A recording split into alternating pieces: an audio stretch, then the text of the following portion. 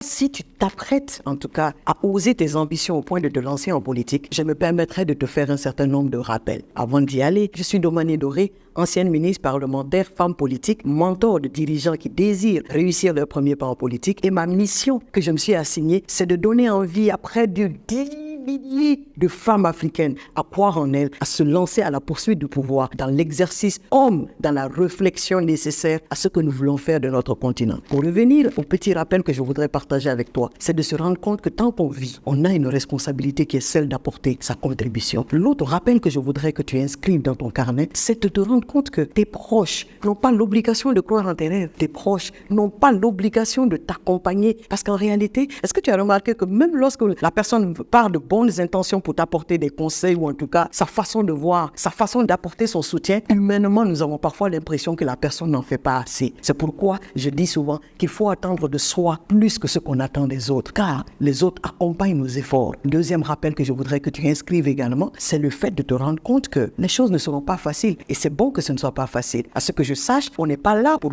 jouer petit et pour qui veut jouer grand, on s'attend bien évidemment à ce que les choses soient une opportunité de nous découvrir et de renforcer ce que j'appelle notre puissance personnelle, le pouvoir d'être et de se découvrir pour devenir le type de personne qui veut exercer ou en tout cas conquérir et exercer le pouvoir. Et pour ça, il faut bien que tu sois en mesure de te rendre compte que plus il y a ce que j'appelle la facilité, plus tu t'éloignes de tes réelles ambitions. Parce que oui, il en faut des ambitions pour se convaincre qu'on a ce que j'appelle notre contribution à apporter. De l'autre côté, il ne faut pas te tromper. Lorsque tu décides de te lancer en politique, tu t'attendras à toute forme de connotation qu'on va donner à ton engagement. Beaucoup trouveront que tu es là parce qu'ils ont l'habitude d'avoir affaire à des leaders qui pour eux ne correspondent pas à ce qu'ils attendent dans l'arène. Bien évidemment, lorsque tu descends dans cette arène, on te confondra à tout. Mais ce que j'aime bien comme phrase que je vais te rappeler tout à l'heure, les moutons se promènent ensemble mais n'ont pas le même prix. Tout comme les gens sont ensemble dans leur parti politique mais ils n'ont pas la même valeur. Mais comment on le saurait? C'est la constance, c'est ce que tu incarnes, c'est comment tu exerces ou en tout cas exprimes ce que tu es. Ne pas chercher à plaire, ne pas vouloir ressembler à tout le monde, être et apprendre à te dire que tu as des défauts et qualités que les gens peuvent te trouver, n'importe qu'à ceux qui n'ont pas le temps de s'occuper de leur vie. Mais pour toi qui as une vie à construire,